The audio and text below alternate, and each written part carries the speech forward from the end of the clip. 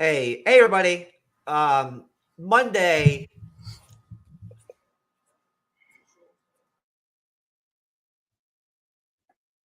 Oh, uh-oh, you're not. No, we can't hear you again, Jeff. I don't know why. You're not muted either. Oh, well, you know what? That was a good entrance. That's how you got to start it off right there. You know. Anyway, so I apologize. But as I was saying, MCU's Bleeding Edge Report, Cyberneticshark, co-host of the MCU's Bleeding Edge Report, MCU's Bleeding Edge, special guest co-host, Andre's the Pop Culture Guy, back again with me after romancing the stone over on Andre's the Pop Culture Guy channel presents last night.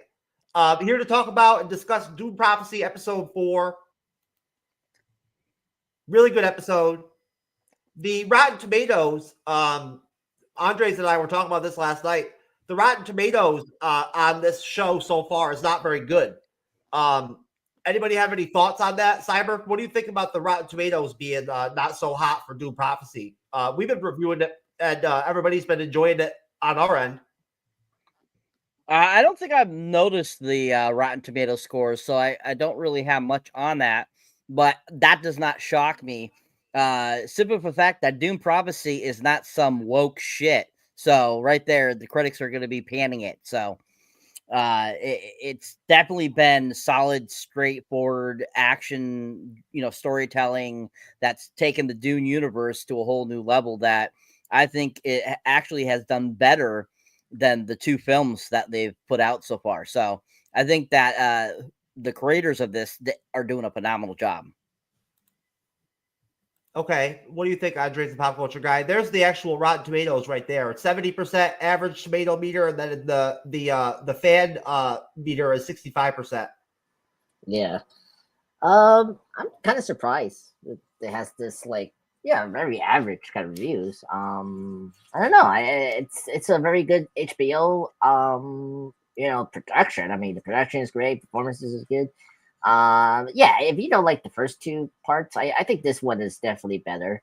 But I don't know. Like, I like part two. I think part two is the greatest. I think in the series so far. I think was just a very good sequel, expanding the universe more and had a lot of action. But yeah, very kind of surprised this is happening. I mean, I agree with Cyber. I mean, this is like it has no cancel culture at all, which is good. I was very worried about that for the show. Didn't do that, so that's good. I don't know. Maybe it doesn't have I don't know. Maybe if this was more like 8 episodes, then I think people talk more about the show. Or I don't know. Look at Miss Marvel, 98%, bitch. Yeah, we know that since 2022. But yeah. Why are we doing Miss Marvel, sir? We're talking about Prophecy. Oh my god. I just always find it amazing that they actually gave Miss Marvel a 98% Rotten Tomatoes. It's fucking crazy. Miss Marvel was really good. Cyber will tell you, I really enjoyed the fuck out of Miss Marvel. I thought it was a blast. I thought it was all really good. Like episode after episode, all the way through the series, I was like 9, 10, every rating for every episode. But like that's a really high rating for Rotten Tomatoes, though. The fan rating is more accurate, I think, for the show. Yeah. Well, I mean I think the audience is the more clear, like what people are thinking about, and I think the 80s makes sense for Miss Marvel. I like that show. I love Miss Marvel. I thought it was a good origin introduction to the character. I thought they were very faithful to the character, except for the mutant change of her powers. I was like, oh, okay. I don't know about that, but whatever, But yeah, they're gonna have to do something with that eventually. Yeah, I mean after the multiverse saga is done, we'll address that more in the mutant saga. But I don't know if I'd be kind of cool to put her in X-Men. I think that's not a thing I wonder. It'll be interesting to see when we even see her again. Amon Milani and anything. You know what I'm saying? Oh. Like the only thing I can think of that she'll be in would be like the next Avengers film or Young Avengers. Like the fact that that Young Avengers project probably is. You think that'll come out before the next Avengers movie? Well, not in between. I feel like that's what they're maybe trying to do, and we have confirmed. Like it's been a long time. We haven't discussed that, but I heard they're making it as a Disney Plus show, so that's confirmed. So it could be either before or after between the two Avengers movies, and that's nothing new. I mean, we saw that with the Infinity Saga. You know, we had a couple movies in between them. So that's what happened. That's gonna what happened for the Avengers. I remember. I don't know, Cyber. I remember we used to talk about the concept of the Young Avengers a long time ago, and the thesis always was like we really didn't want to see that. You know what I'm saying? Like we didn't want that really to happen. You know, you remember? I remember talking about it a long time ago, and like the idea being like, who really wants that? You know what I'm saying? Like, what do you think?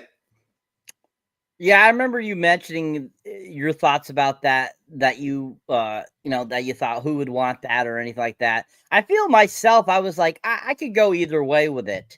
I could, I'll be down for it if they bring back, Miss Marvel, Kate Bishop, played by Haley Steinfeld and so forth and like that for a Young Avengers film or TV show or whatever they want to go with.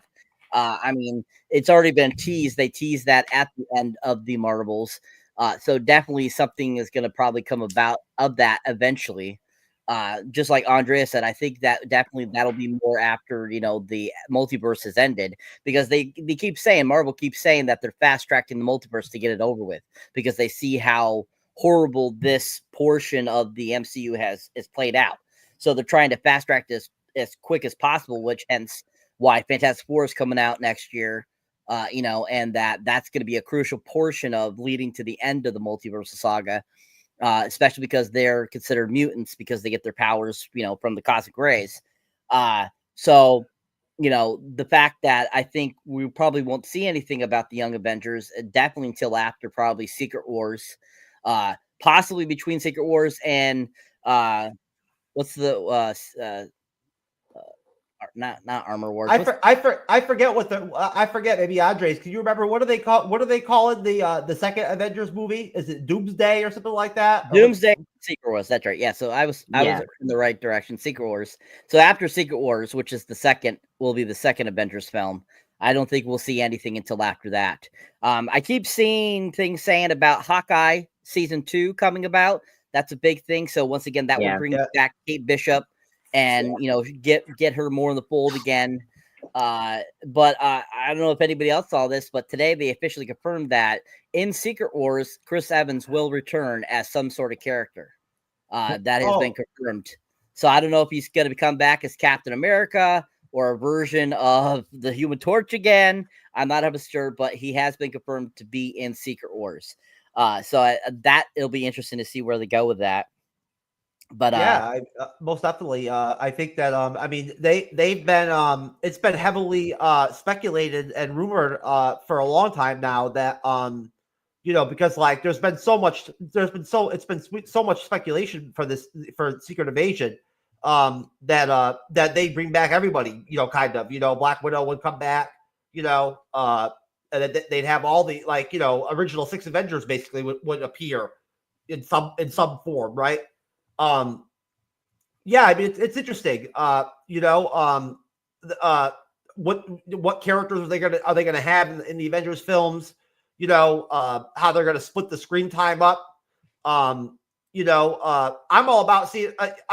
I guess my attitude towards the Young Avengers is that, like you said, Cyber, I like Iman Vellani, so I wouldn't mind seeing her in something. So like, if that's what it takes to have her on screen or whatever, is for them to go in that direction. Then I can handle that. And I like Kate Bishop too. I forget the name of that actress that plays her, Haley Steinfeld. Yep. She's cute. Yep. Steinfeld, she's cute. She has a nice voice. She's all right. But so as far as Dune Prophecy episode 4 goes, I thought it was probably the best episode of the series so far. I'll leave it at that as far as what you guys thought overall of the episode. Andres, Pop Culture Guy, what did you think of episode 4 of Dune Prophecy? So I thought it was really good. Tough one to say this is the best. Because I really like episode 3. I thought that was really good too. But I think this one is really good. I mean, it's like a very much combination. How you say it, of those story points that we've been following. Because we're going to get 2 more episodes after this. So I think they're wrapping up everything towards the end game, which is good. So I've been very excited, very happy where we're heading. Everything's been well paced, which is good. And I thought this beginning part was really cool. Very, very Finch. Like it's very Lynch. I think that's the cool thing. Like it's very Lynch Dune. Like this very kind of horror kind of vibe when you see these, I understand what you mean. Yeah, when when you see these kids get like these visions are very like graphic, and I think it was this like mind game that we were in with finding out the reckoning and the prophecy and all that. I thought that was all good. So I was very happy where the beginning, because they pick up where we left off from episode 3, which is good. Cyber. So my overall impressions of the first step of this episode 4, I thought it was a really decent episode. I really enjoyed it. It had a lot of interesting tidbits coming together, really kind of enclosing on the season so that we would get to a certain point by this episode. As we mentioned before, we're already halfway through the season, and so they really had to up the ante in this. And I think that they really did that, and they did a decent job with that, giving us a little bit more thought process on different sides, including, where the Atreides guy is and how he's, trying to push to make, Mark Strong more powerful. And we have, what is the head mistress doing, and kind of her relationship with her family and stuff like that. So we get kind of all that encompassed into this episode, which really played out really well, was very good, and overall I think it was really well done. I thought there was a lot of if you want to say like world building, kind of more world building in episode 4, which I really enjoyed. The Dune sort of I don't know, it's interesting to see their way they live, I guess, right? Their cultures, their civilization. We talked about in episode 3 how it seems like a lot of people were living like like cavemen kind of and shit, right? Like Andres was saying, they were like sticks and bones and shit, living with fire, like using fire and shit, like cavemen and shit, like but they have spaceships. It's kind of crazy. I enjoy when they fill in the gaps of like, kind of showing the everyday life almost kind of, the technology that it does exist, in this Dune universe. So the episode was titled Twice Born. And as is like, I think typical that we've seen with HBO before in the past, they have 2 directors on this episode, Kevin Lau and Susan Rubel. And from episode to episode, all throughout the series, it's two directors per episode, and they change per episode. So it's all different directors as they go, which we've seen a lot of that, right? We saw that with the Rings of Power, right? We saw that. We saw that with that series you really liked, Fallout, Andres. We saw that with Fallout. We saw that with Shogun, where they had different directors every episode, pretty much. Although they did bring back certain ones, for multiple episodes. So the episode starts with Jen discovers other sisters' nightmares preventing Emmeline's suicide. Valia becomes the Harkonnens' truthsayer. I always want to pronounce it as Inez, but I'm not sure if that's I don't know if that's how you pronounce the character's name. Inez, it's Ynez.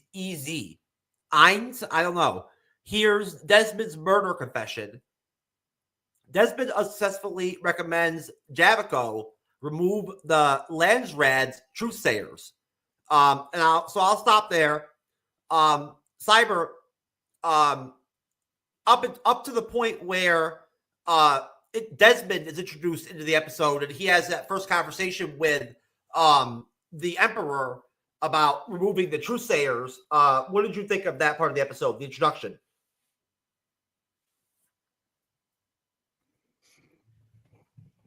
So the beginning of the episode is pretty strong. They really get right into it. You know, we given that nightmare fuel that they show at the beginning here, with all the different, you know, sisters and everything like that. So I thought they did that really well. Very visually interesting, and you know, a very strong, like, kind of like, ooh, something really is amiss here. Something is going on, that all these sisters are having all these nightmares about this one particular instance that's going on. And you know, the fact that the one sister ends up finding the one girl that was seen in the vision almost cutting herself, that was really interesting too, I thought, because she was able to stop her, which she looked like she's about to cut her throat, and you're just kind of like, oh, good thing she stopped her before she did that, and then that prophecy would have came true. So I think that, you know, once again, something is definitely amiss, and something's, you know, fucking with everyone, basically. And which I feel that we're going to go back to there eventually, that the girl that that the sister of the headmistress was all upset about being basically unconscious and like have become brain dead. The person that they killed years ago, I have a feeling that she's the one that's doing this. I have a feeling that we're going to go back to that, and that's kind of what's going to happen there. And that's kind of what was being shown there, because that person's still trying to, even though she's supposedly dead, her spirit somehow is still surviving and is like trying to get the truth out there about, you know, the headmistress and her sister and what they did to become what they are. So I think we're going to come back to that eventually. I have a feeling, and that I think it's going to be something like that, especially that beginning sequence, you know, giving us that kind of thought process of that. And that's what it made me think of. So as it goes to, you know, basically as we go through it a little bit more and Desmond comes into the picture, you know, once again, like you were saying, world building here. I feel pretty much that whole beginning section, the first beginning section, really was all about giving us more world building to accomplish getting to a certain point at this episode in this first season of, you know, Dune Prophecy. And, you know, I think that visually it was really amazing, everything, how it looked and all that kind of good stuff. I think that we had a lot of great dialogue that happened between a lot of the different characters and getting to know them more and stuff like that. So I think that it's a really solid start to the episode that really pulls you in and keeps your attention focused. Andres. Yeah. So the beginning part, how you say, this section, with you know, with the sisterhood was really compelling. I mean, first up, the performances of Olivia Williams is really great. I thought she's still killing it for this series, and you can see her, you know, like doing, you know, the same, you know, very gray area that her sister has done. You know, tried to push the sisters to give more information about, you know, the process, you know, the prophecy and like what's the reckoning is all about, you know, all that. It was very freaky to see one of the sisters almost commit suicide, and, you know, with the blade, which is interesting. And you know, we get more contents of that visual, you know, that vision a bit more. I thought that was really great. And then going back to Val, you know, Sister Val, like it's really cool how she's coming back to her house and trying to convince is this her cousin, her nephew, I guess, the Baron, you know, to like I think that's her nephew, yeah. Nephew, right. So like, you know, she has a plan to how to expose, you know, Hart by, you know, like she and this was really cool how they set it up, you know, having her and, you know, the sisters tried to get the counselor, some of the houses they have one, you know, the kind of one house that they cannot, you know, that doesn't have the high remark is the you know, the Harkonnens to like push like this like investigation and treason that the, you know, the what's this house, Conan, the Mark Strong's character's house, like, you know, because of what the kid, you know, the death of the kid, right?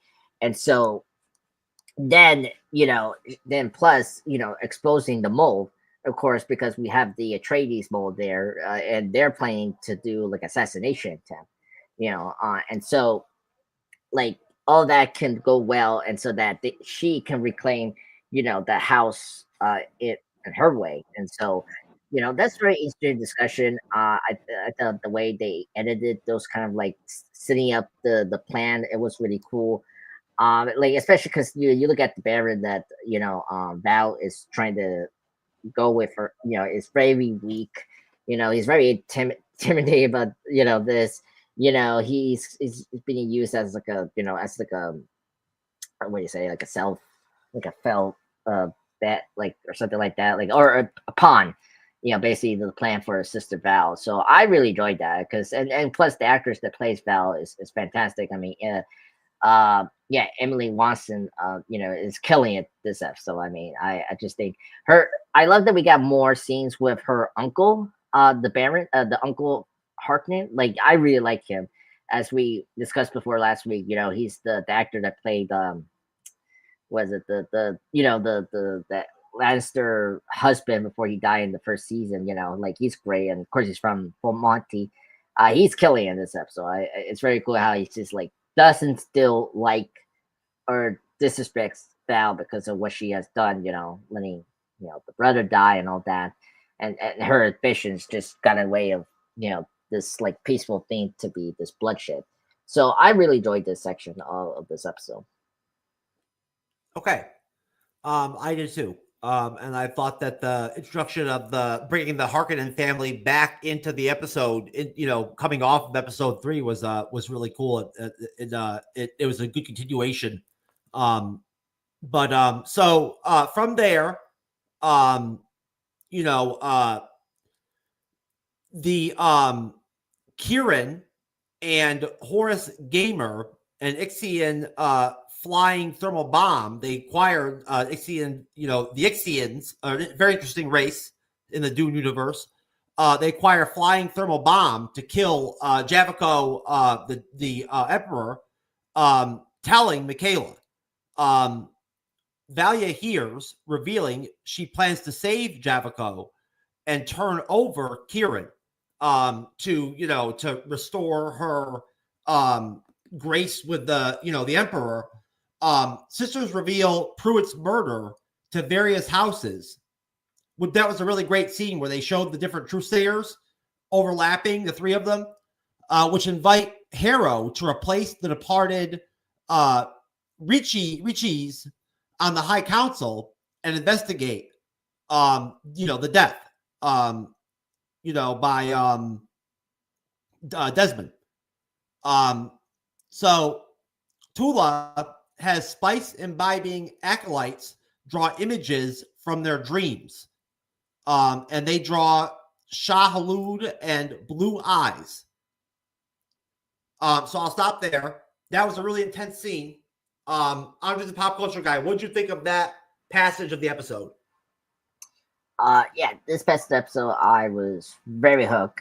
You know, seeing the other sisters helping out Val by, you know, talking to the various houses to, you know, go buy the plan to go behind the House of Harkonnen to, like, you know, pursue the case, right? And that's a really genius idea. And, you know, I do agree with you, Jeff, about the intercut of the Manchans here. It was really good. It was well paced. I understood what was going on, you know, and, you know, confirming the you know, the death of the kid, right? And that it was a murder, right? And So, the father too. oh really? The father? Yes, Yeah. the father did die. Yeah. And yeah, so the dad died, and so that has to be investigated. So all of that was really great, intriguing, and and of course I brought up the plan, trying to they know now the assassination attempt and the mole. So if that's gonna happen, then Val has the chance to win the heart again for the emperor. So I thought that all was all engaging. I was very hooked on what they were trying to do here. Um, yeah, and then at the same time, you see and then while we have to bring up the kids of the emperor, because you see the daughter not very comfortable about what her family is doing with Hart, because later on we'll see what happened. That she's not comfortable about having Hart in the being this kind of position of power and advisor for her dad, and like the fact that they're letting these murders to go past is kind of like barring her.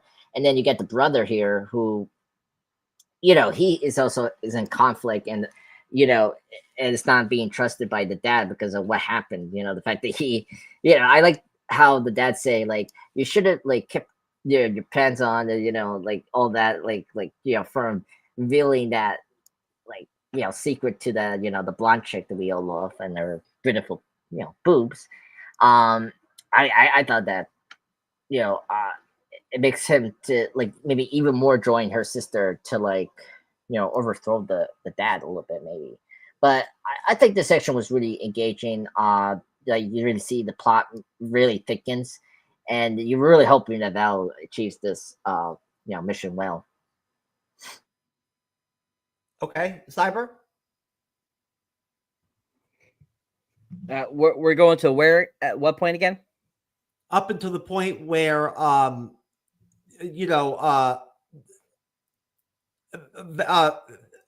what's her name? Valia, goes back to her family, and they, they have the montage or the scenes where you see all the truthsayers, mentioning to the death of Vachisi or whatever, and to do the investigation. Okay. I would have to say this section, Oh, again, I'm sorry. And up to the point where Tula has all the acolytes draw the images on paper of the dreams. Okay. So yeah, this section here, it's just more really world building again, where we're getting to know, we're seeing all the little intricate pieces kind of fall into place here. We have the whole situation there where the one guy there that has been in cahoots with Mark Strong's daughter, he like helps bring in that flying machine, which because they all hate the machine so badly, which is a no. And we see him like help get that going and spying and helping her out. At this point, we also get quite a bit of kind of headmistress herself, kind of trying to move things in her direction of how she wants things to go, especially bringing in her great nephew, I think is what he's supposed to be, to kind of talk at the council and everything. That whole situation is kind of interesting. Like Andres was saying, getting to see Mark Addy again pop up as his character has been fantastic. It's unfortunate for his, what happens to his character later in the episode, and which it was kind of hard not to see that was going to happen. But still, I love Mark Addy. I think he's a fantastic actor, and I was psyched to shit when I saw that he was in the last couple episodes and a part of the great Dune universe, and he played the character really well. It totally, this older version of him that we've seen in the last couple episodes totally makes me think of Baron from the films. It makes me think of how the House Harkonnen is in the future, and kind of how they're very dependent on machines, and they're very dependent on, being very weird and definitely in need of help for their bodies and stuff like that versus what other groups of the universe and the Dune universe are. And very dark looking and very methodical and stuff like that, which you kind of saw that kind of building here with how he looked and how he had to be in a chair and he had to have that oxygen and everything like that. So that made me think of how the Harkonnens are in the future, which I think that's a great little tie-in to the films, giving you kind of that world building material.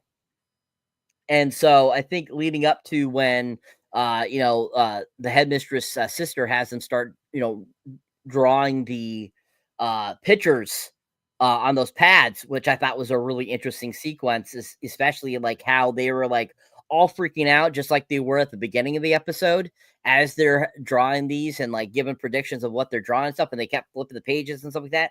I thought that was really a cool little section that I thought was very illustrative and very thought-provoking, I thought, and really gave you kind of instance of how much the former this person, like I was mentioning before, is trying to get their story out to let people know that that the headmistress and her sister are evil. So I think that's a really cool little aspect there, and I think a really great way to end this section of the episode.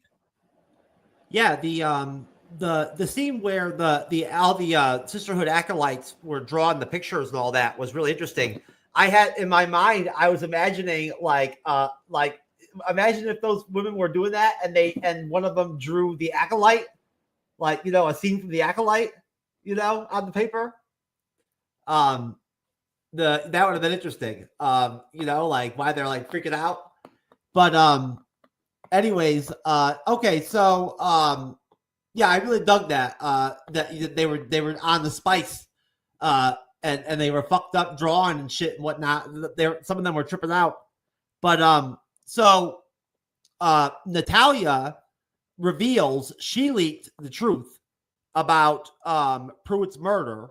That being, of course, the spouse or the wife of the Emperor, so Javico could prosecute thinking machine abusers. And she gives what's his name, Desmond, those cards or whatever, that have like the people that are committing these thinking machine crimes. So at Division, Inez notes Vorian rejected the throne, excluding Kieran from power. She tells him Desmond's guilt volunteering to act. Harrow tells the Landsgrad Canley was violated, almost naming the Carinos, but Inez accuses Desmond,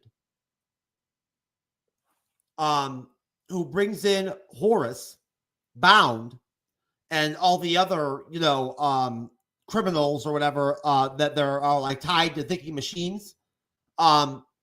So I'll stop there. And I'll go back to you, Andres, pop culture guy. What do you think about the episode going up to the point where Desmond brings in all the criminals?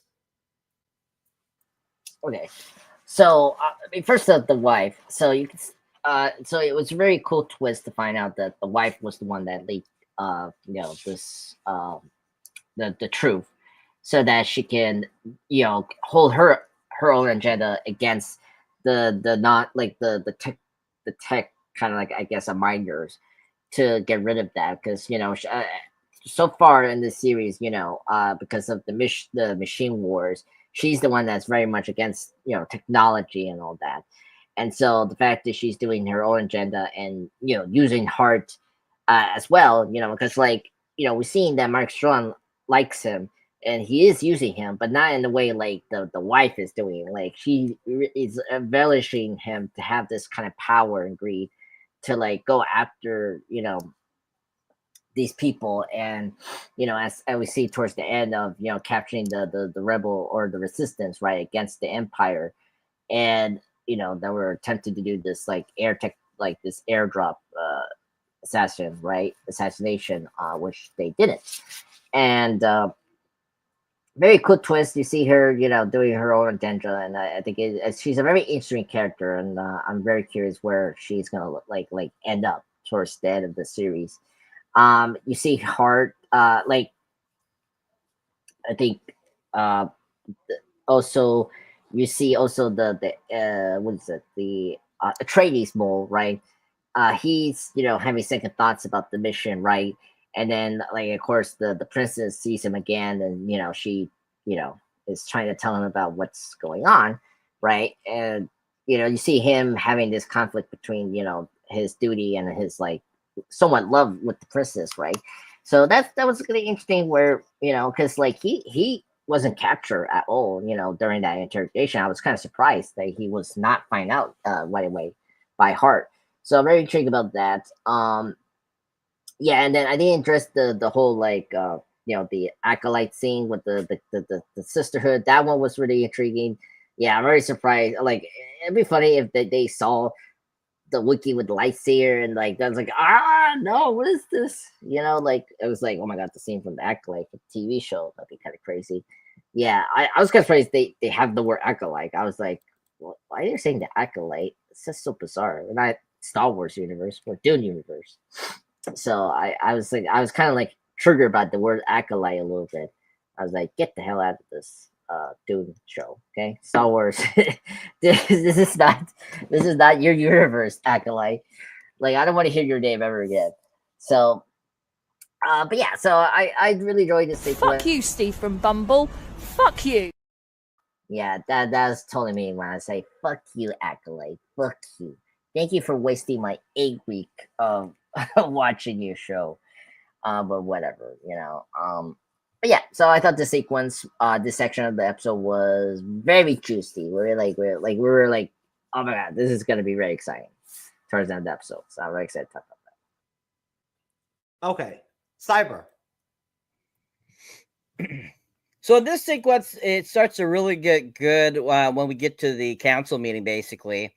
That kind of precursor to the counseling, the sister asking the brother to be on her side, really kind of starts getting the thing rolling, because she says she's going to, basically try to oust her father, saying that, or try to get that, Desmond in trouble. And, we get that, beginning of the drama, and the courtroom scene.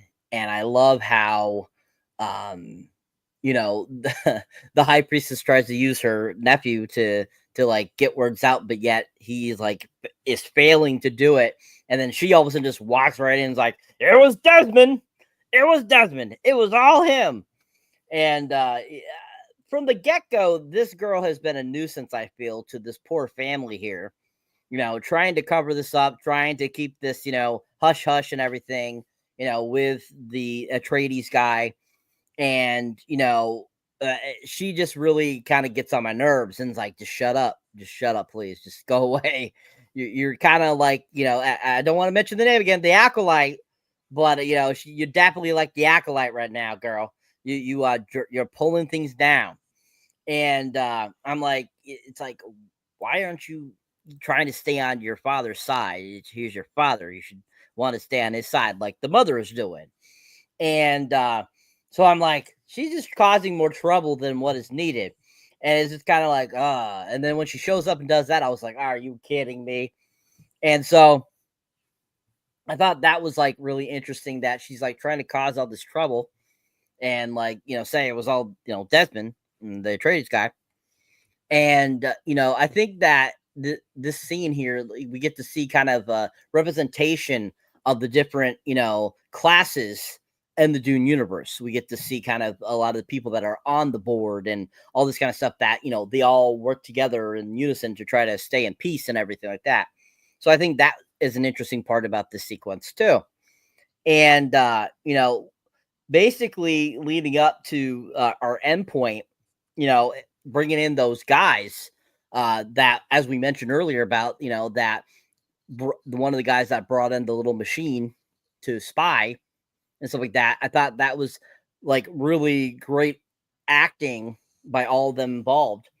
And I think that the the Atreides guy that got swallowed by the worm, I love how he like gives a great presentation to bring them in and saying, these are the guys that are really the traitors here. These are the bad guys, and basically like that and stuff like that, which I thought was really cool. So really, really intense sequence here, really get you back into the episode, because I felt that some of the stuff that was right prior to this got a little slow, definitely not in a horrible way, but definitely was kind of like little filler a little bit that leads into this sequence that really gets the ball rolling again and is just really enjoyable. So I think it's a solid section of the episode.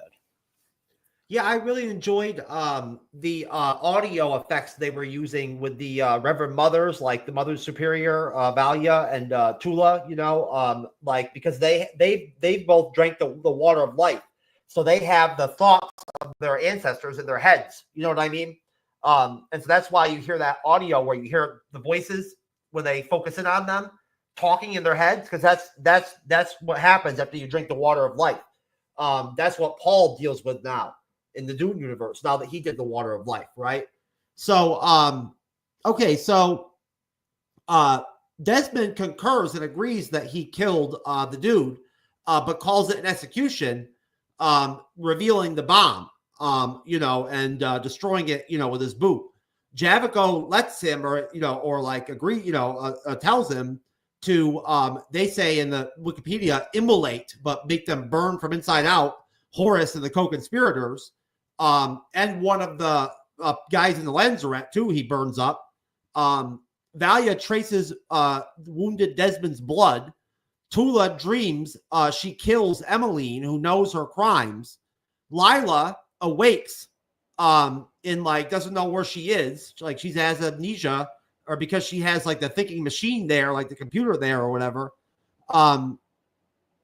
Avengi laments Valia warping her siblings, criticizing his weakness. She withholds his respirator, killing him. Theodosa channels Griffin because she can shapeshift, I guess. That's her special power. Valia asks if she pushed him too far. And the episode ends with Theodosa changing back to herself. So, Cyber, what'd you think of all that? The ending of the episode is really great. I really enjoyed it. Once again, it really emphasizes how evil, Valia is, and how, she is, really the evil person here. She's really the bad guy, even though she thinks that her actions are righteous and, killing all the Atreides and, doing all this stuff is for the better good.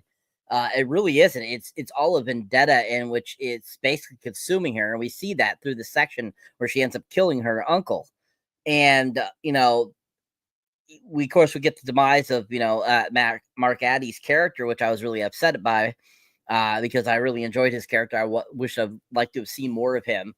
But as the Harkonnens are, unfortunately, the Harkonnens just have a really bad past as well. That. Lots of death as we've seen in this, series so far. And, I really enjoyed that, back and forth they have between each other in that sequence, and how mad she gets and everything. You just see, you're falling apart there, Valia. You're falling apart. What you're doing is wrong. And then, of course, the sister having the premonition of killing the one of the sisters, because she figures out that, what she did.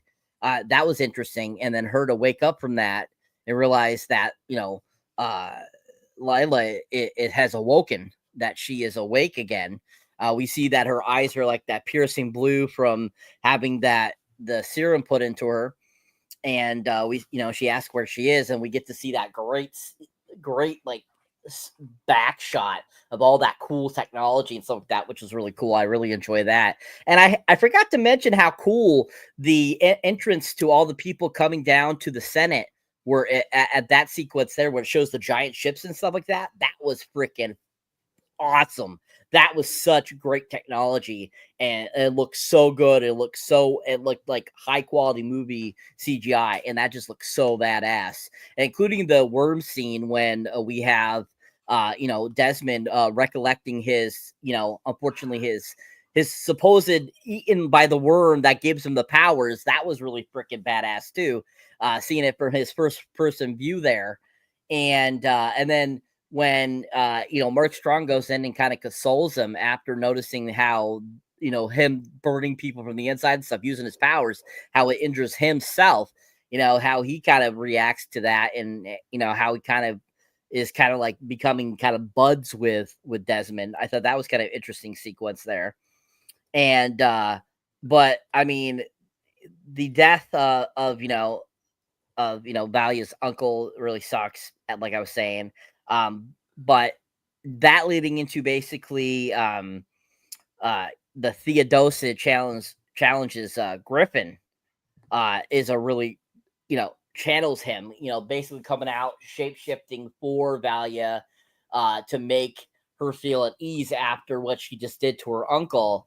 I thought was just another ploy of showing how evil this woman is, and how we're trying to make her feel like, oh, you're not doing anything wrong by, and we all know that Theodosa doesn't like shapeshifting because it's very painful for her, whatever species she's supposed to be, or whatever alien type of creature that allows her to have that ability. But as we saw, after she channels Griffin, her dead brother, we hear her in pain as she's shifting back, and you're just like, okay, that just does not sound right. Like, I don't know why you would want to shapeshift to begin with there. Then of course, Valia asks if she has, she pushed him too far and stuff like that. And of course, Theodosa says, "Oh no, you didn't do that. We make our own actions." And you're just kind of like, "Oh my God, you're just feeding into this woman's delusion. This is making it worse, Theodosa." So how the episode ends just really reiterates how, that Valia is definitely not all there, and that she is a force to not be reckoned with, and that she definitely is not working to her best ability and what she should be doing, and that her whole power struggle here, her whole power arc, definitely is just as bad as any other ruler has ever been that's taken over something. So she is evil beyond compare. We get to see that here at the very end of this episode. So I think it's a very powerful ending to an episode. Lots of great visuals and just a really solid conclusion to this episode. Very solid episode. All right. Andre's pop culture guy. Yeah, I thought this was a great end to this episode. I thought they really stick the landing here. I mean, first off, I was kind of shocked that she killed her uncle, but it kind of makes sense. I mean, like, the guy was not supporting her, so. But man, the fact that she held the respirator, the inhaler thing, whatever you want to call it, was so come on, now she let her sister kill a bunch of Atreides, and she killed a granddaughter of the mother superior to continue the DEA matrix, and then now this is wow, this is she's getting a lot of blood in her hands, and it's and she's just doing this to keep the orderly in check, and it's all about power, and yeah, you can understand she's trying to get the name harken back to the glory days, right? But the way she's doing it is very extreme and crazy. Yeah, I didn't understand what was going on. I thought that she was having hallucinations of Griffin, but then it took me a while, and some videos I had to check that this was the kid that she had with her this episode and last episode. I forgot her name. The other sister, she asked to come with her for this journey, right? And we get this reveal, she has these abilities to shapeshift to anyone, and so she shapeshifted to the brother to comfort her about the death of her uncle, which I'm that's why you brought her to comfort you that your decision is valid despite that it's so unethical. I'm wow. So that was creepy, and the way she the sister that had the shapeshifting abilities, it was really brutal to see her transform. It was very horror, very body horror, Fly or Videodrome and all that. Yeah, and the court thing, I love how Hart did it in such a Shakespearean way. He's here are the people. This is the people that love technology and all that. and like he was waiting for his permission to kill these people. And by the way, seeing like what four of the resistance and the other house person that was, I guess, into the technology thing, right? Dead like that was very brutal. Um, Again, but then that was kind of the full of heart, like for like not only showing that he has some weakness, but the fact that he put his hand and you see the blood there, because later on, he tells Mother Superior Val tells the other sister to check the blood to check who he is. So like now she has the blood of that heart person, that Desmond. We'll find out who he is, because I'm kind of curious who he is. Is he like a extinct house that we haven't heard yet, and like he's part of that house that's been gone for a long time? Well, like what's going on with them? Very curious where we're gonna get the answer next episode. Yeah, and I was kind of surprised that the princess was gonna like accuse the the father. I was like, whoa, okay, this is cool. She's telling her that he's signing the murder of the kid and the father. You okay, sir? Yeah, Okay, just making sure. I am, sir. I'm good. Okay, I hopefully the acolyte didn't get you. Like What? Jeff, hello Jeff, how you doing, buddy? We're back. We want you to rewatch the acolyte. And like hell no, I don't want you to rewatch the acolyte. Fuck you, acolyte. Fuck you. Anyway, so I was kind of surprised. This is where's the brother? You guys know what happened to the brother? He just like ran off and disappeared. Like I'm curious what's going on with her brother. Like maybe she would join the resistance or something like that. Just I thought overall the whole ending sequence was really good. Oh, the person actually, this is a cool note. The old man that was running the court, that was actually Christopher Nolan's uncle. If you've seen some of the Nolan films, he's the one that was the Wayne as a executive that talked in Batman Begins and Dark Knight Rises. He was the blind guy in Dunkirk, talking to Harry Styles, I think towards the end of the film. That was Christopher Nolan's uncle. I was surprised. I knew I recognized him somewhere. So I just want to give a shout out to him. He's a good actor. And it's really cool because I know Christopher Nolan loves the Dune series. And I was kind of surprised to see his uncle here because he's a good actor. Overall, I thought the ending was really great. It makes me excited for the next episode. They really stick the landing here. I've been enjoying it. I don't need the series to be too long, so I think 6 episodes are a good episode count. So very excited where to go. Oh, and see Sister Leah waking up from the coma was really great. I think what we saw was the DNA matrix, I guess, right? Because when this basement well thing started to light up with this thing, I think that's the DNA matrix, maybe. I don't know. That's kind of cool to see the DNA matrix come out like that. I'm very curious if the vision we saw before Leah awakened that's going to happen, because we saw briefly the sisters predict, because first that sister that was supposed to commit suicide, she was using her powers to see if Olivia Williams' character Tula was lying at that moment.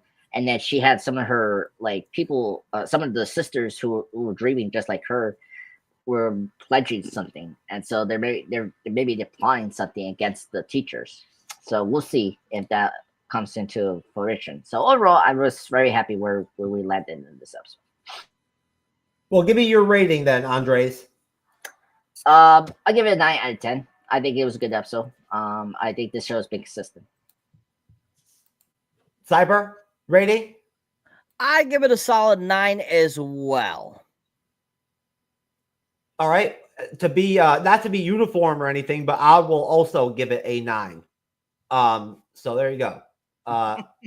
There you go. Dune Prophecy episode 4 in the bank, in the tank. Time for plugs.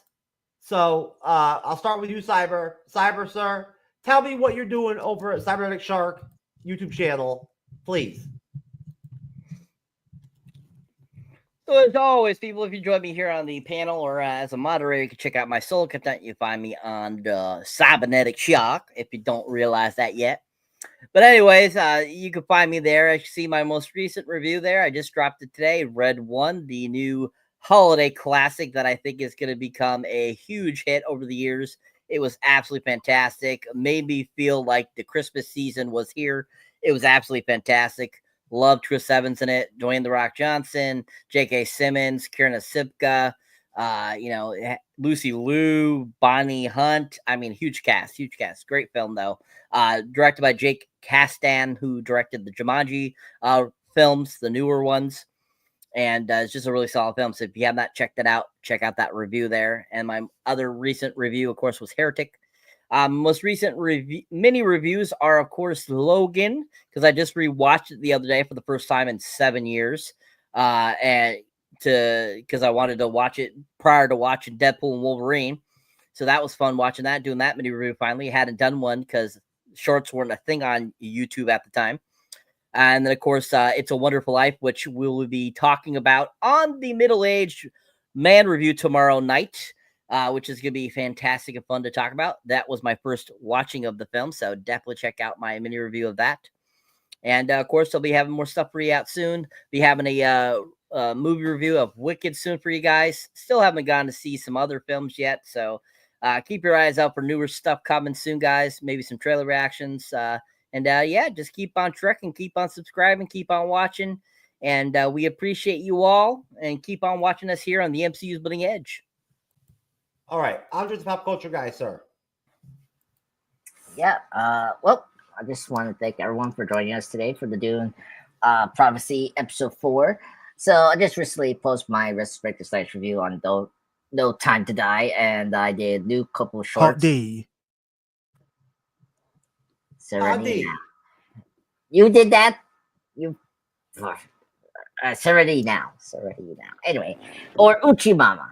Anyway, so I did a couple shorts on Batman Forever. So you saw the opening. I will get drive through, and then the whole Two-Face Big Robbie scene. So you saw that for the shorts. That's the new ones. Thank you, Jeff, for joining me yesterday on Romancing the Stone. That was a great discussion. We really liked the film. We also discussed The Walking Dead, and we also saw briefly the new trailer for the new John Wick movie called Ballerina. That was really cool. We saw 2 trailers of it, and so that was really nice. So and tomorrow, same thing here as Cyber. I'm going to be at the Middle-Aged Man podcast to review It's a Wonderful Life. That's going to be also my first viewing of that movie. I just heard of it from a couple pop culture stuff. So yeah, that's where I'm at.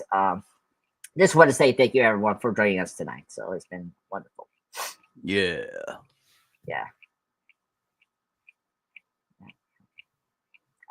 You're mute, sir. Again. You're muted, sir. No one's gonna marry you, Hernan. Like, you have a beard. No. It was her. Hernan muted my microphone. It was Hernan. I blame her. So, all right. Yeah, we appreciate everybody out there joining us live tonight. Monday, 12/2024. An hour and a half away from midnight. It is almost Tuesday. We've got Blade Runner 2049 this Friday, which should be a lot of. I've never seen it before, so I'm enjoying, looking forward to watching it. And we will see everybody next Monday for Doom Prophecy Episode 5. God bless everybody. God bless Donald Trump. God bless Kamala. God bless Donald Trump and McDonald's. Peace out, folks.